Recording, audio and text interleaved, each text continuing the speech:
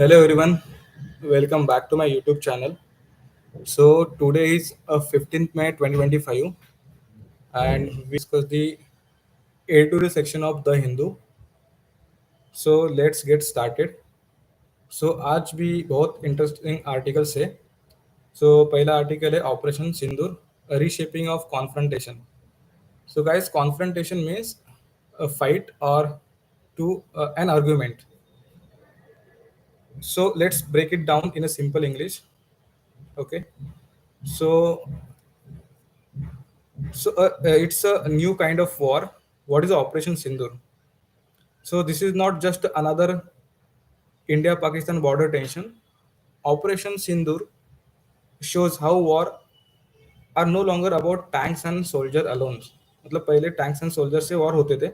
Now it's about technology, that is technological innovation, strategy, strategic calculus, and information warfare, that is information manipulation. So, question for all of you guys: do you think India is ready for this new kind of digital and drone-based war? So, next is like drones, the new soldier in now eras. Instead of fighter jets, hundreds of drones were used, and some for spying, some for attacks. The Pakistan reportedly sent 300 to 400 Songer drones, that is Turkish made, across 36 locations, and India used advanced Sky Striker kamikaze drones for precise counterattacks. So think about this. Is this shift from humans to machines a good thing for national security? Then we have India's strong defense shield. Okay. So India now has multi-layered defense system combining local tech like Akash missile and imported ones like Russia's S-400. Plus, we have system like Akshatir, okay, that use real-time radar and digital tools to track the threats. Okay, so audience, I have one question: should India focus more on making its own defense tech or continue buying from other countries? So let me know in a chat box. Then the new battlefield. Okay, social media, that is information. Today's battle also fought online. The Pakistan tried to mislead the people by posting fake videos and spreading misinformation. Controlling the narrative has become as important as controlling land. So, guys, let me ask you one question: can fake news and digital propaganda really impact war? So, what do you think? Then, uh, not just defense, but deterrence. Okay, the India didn't jump into the full war. Instead, it showed the strength through calculated response. Okay, using tech, diplomacy, and military together. This balanced strategy avoided war but still sent a strong message. So, is this a better to stay peaceful and strong or react aggressively to every provocation? Then we have united forces, one team.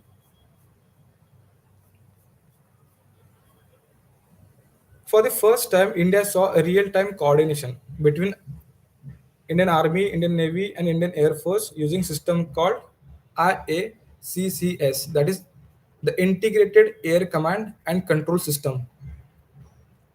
The intelligence agencies also work together. That could be internal or external intelligence agencies also work together for smart decisions. Do you think this kind of coordination should be standard now? So, final thought: what is the victory today? So, victory is no longer just about capturing the land. It's all about using technology, intelligence, and psychological strategy to stay ahead. Wars today are multidimensional. It may be physical, digital, and mental. So, and my final question for all of you today: what does winning a war means in 2025? Is it still about power or is it about strategy? So, Coming to the next editorial, that is principal criminalizations and the police as a pivot. So basically, here the question comes: what is criminalizations and why it matters? So basically, criminalizations means the power of state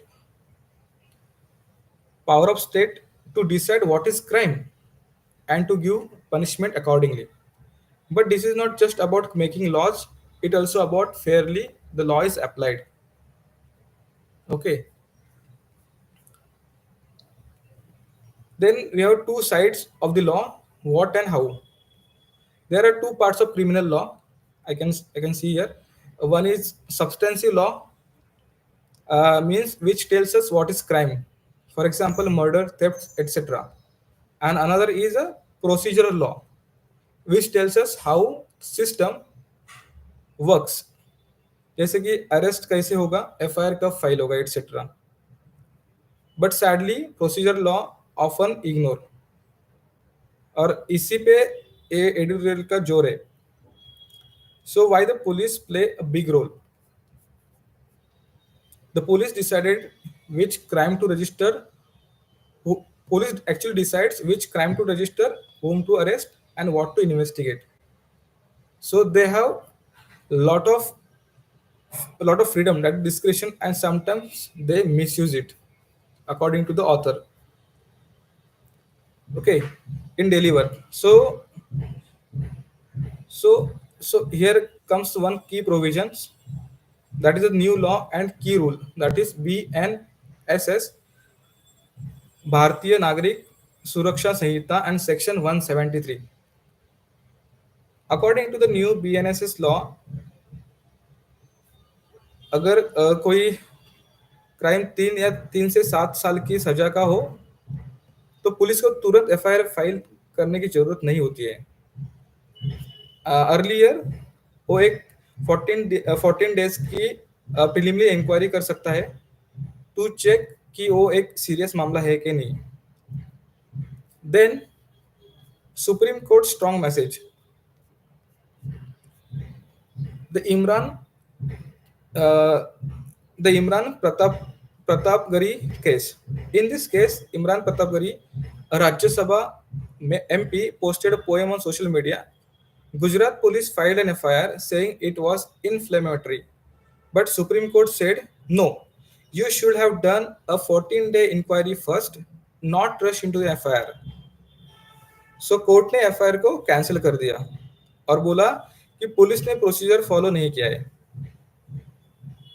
Then bigger picture, the responsible police action. This editorial says that real justice comes not just from having good laws, but from the police who use their powers fairly and carefully.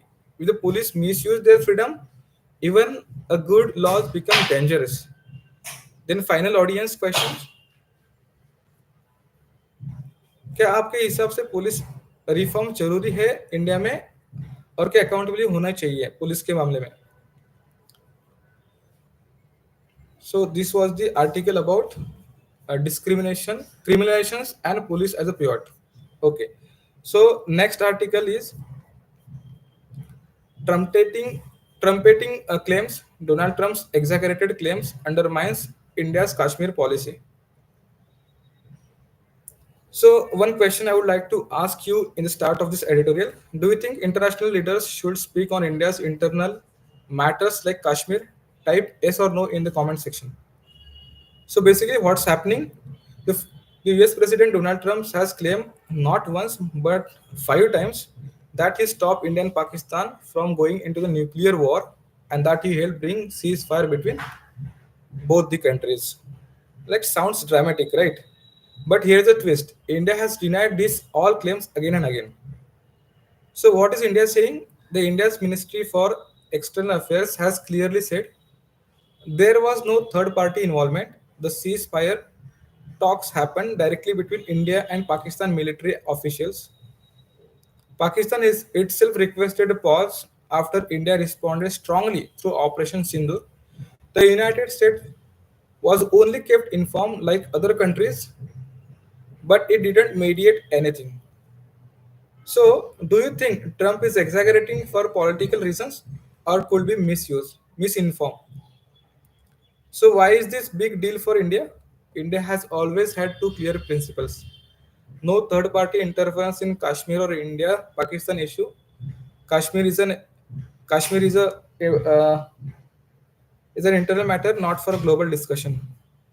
But Trump went against both of these by saying he would mediate on Kashmir, treating India and Pakistan as if they were same. So this is called hyphenation in diplomacy. Not mentioning India's biggest concern, cross-border terrorism. Even trade was dragged in. Trump also said he threatened to stop trade with India and Pakistan unless they cool down and promised more trade if they agreed. But again, India denied this completely. So, guys, what do you think? Can United States President use trade like a remote control to manage other countries? So, comment in my chat box. So, why is this Trump saying all this now? So that's a big question. Just few months ago, he was friendly with Mr. Modi. Now he is making big statements that go against India's official position. Is this just a Trump being Trump, or is this a sign of changing US strategy in South Asia?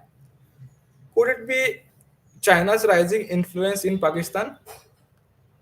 So, India will now have to respond clearly and firmly, not just to protect its image, but also to defend its foreign policy values. To wrap up, this editorial warns that the false claims from the powerful global leaders can damage India's position and credibility. India must stand strong and remind words that Kashmir and terrorism are serious issues, not talking points for the foreign policies. So, how should India respond to the Trump statements? Ignore them, issue a strong warning, or talk to US diplomatically? Type your thoughts in a comment. So, coming to the next article, Restored Faith. Apolachi verdicts bring closure to the rape survivors. So, it's all about the Polachi sexual assault case. So, first, I would like to ask you one question. Do you believe justice delayed is still justice, or should it always be fast and immediate? Drop your comments in comment section. So, what is a Polachi case? Back in 2019, a 19-year-old girl from Tamil Nadu bravely went to the police. She said the four men had sexually assaulted her in a car. At first, it seems like a just one terrible case. But wait, as the police dug deeper, they found something much bigger and even more shocking. What was uncovered by the police? Turns out, turns out since 2016, a group of young men were targeting vulnerable girls, many from poor families, disadvantaged group, assaulting them, filming it, and using the videos to blackmail and silence them. It was not just one or two; it was network of crimes, and public what public was outraged. So here is a question for all of you: how can we make sure girls and women feel safe reporting such a crimes? Let's share some real ideas in the chat box. Then here also the political connection is involved and that is exposed. Here's where it gets more disturbing. Some of the accused had political links.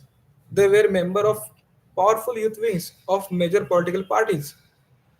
This raised serious questions. Was power being used to protect criminals or would justice ever be done?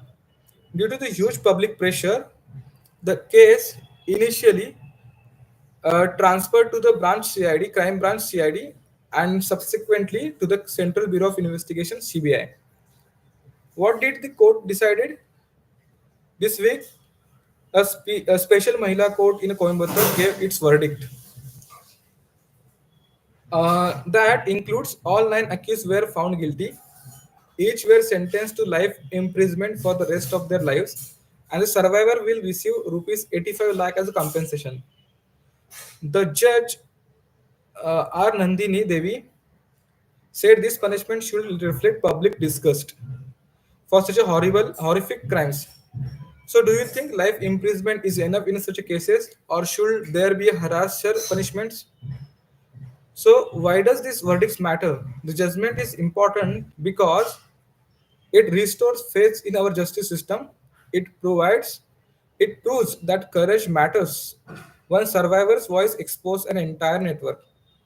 That is very important. And it sends the strong message power, money, that is, power, money, and politics won't protect criminals forever. That's for sure.